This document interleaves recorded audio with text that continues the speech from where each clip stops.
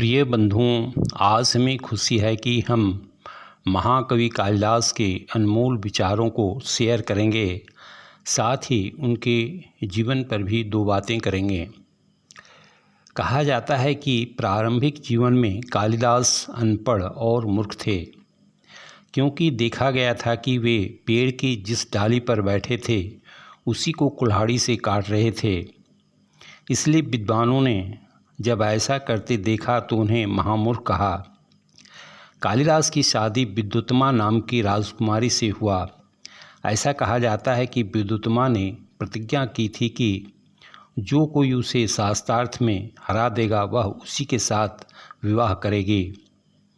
जब विद्युत्मा ने शास्त्रार्थ में सभी विद्वानों को हरा दिया तो वो अपमान से दुखी होकर इसका बदला लेने के लिए छल से कुछ विद्वानों ने महामूर्ख कालिदास से राजकुमारी विद्युत्मा का शास्त्रार्थ करवाया।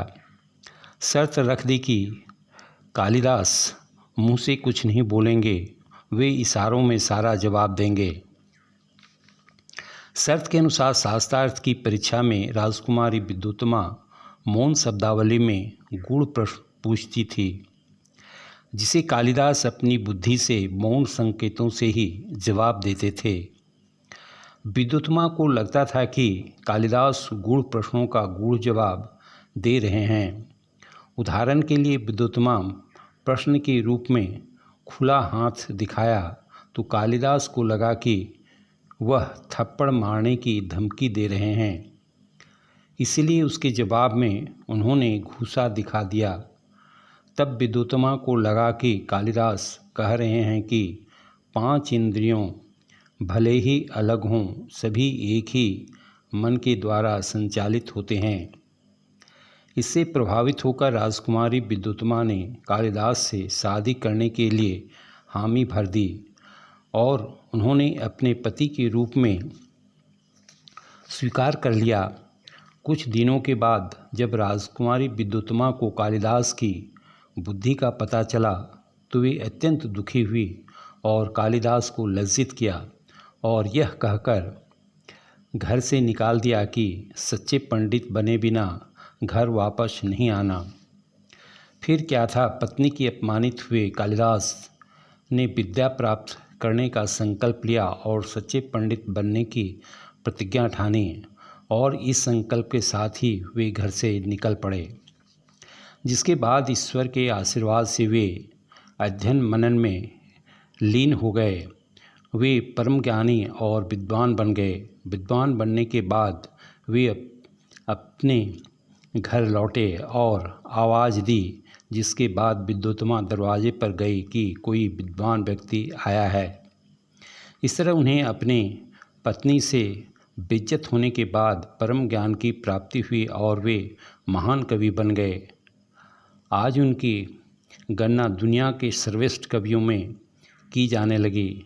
यही नहीं, संस्कृत साहित्य में आज तक कालिदास जैसे कोई दूसरा कवि पैदा नहीं हुआ। आइए अब उनके कुछ अनमोल विचारों को जानें, जो इस प्रकार हैं। संदेह में सज्जन के अंतःकरण की प्रवृत्ति ही सत्य का निर्देश करती है। हंस पानी मिले दूध में से दूध पी लेता है और पानी छोड़ देता है। पेड़ अपने सिर पर गर्मी सह लेता है, लेकिन अपनी छाया द्वारा औरों को गर्मी से बचाता है। अवगुण नाव के पेंदे में छिद्र के समान है। जो छोटा हो या बड़ा, एक दिन नाव को जरूर डुबो देगा।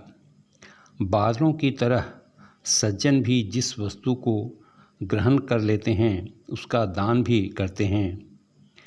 फल के आने से पेड़ झुक जाते हैं। नव वर्षा के समय बादल झुक जाते हैं। संपत्तिवान होने पर सज्जन नम्र हो जाते हैं। परोपकारियों का स्वभाव ही ऐसा है। वास्तविक और धीर पुरुष तो वे ही हैं जिनका चित्त विकार उत्पन्न करने वाली परिस्थितियों में भी अस्थिर नहीं होता। इष्ट वस्तु की प्राप्ति के लिए दृढ़ निश्चय वाले मन को और निम्नगामी जल की गति को कौन रोक सकता है? दुष्ट को उपकार से नहीं, अपकार से ही शांत करना चाहिए। किसी को केवल सुख अथवा एकमात्र दुख नहीं मिलता। दुख और सुख रथ के पहियों की भांति कभी ऊपर और कभी नीचे रहा करते हैं। अंत में उन्होंने कहा था, भूत को भूल जाओ, भविष्य को भूल जाओ, वर्तमान पर ध्यान केंद्रित करो। वर्तमान यदि अच्छा होगा तो भूत भी अच्छा होगा और भविष्य की कल्पनाएं भी अच्छी होंगी। धन्यवाद।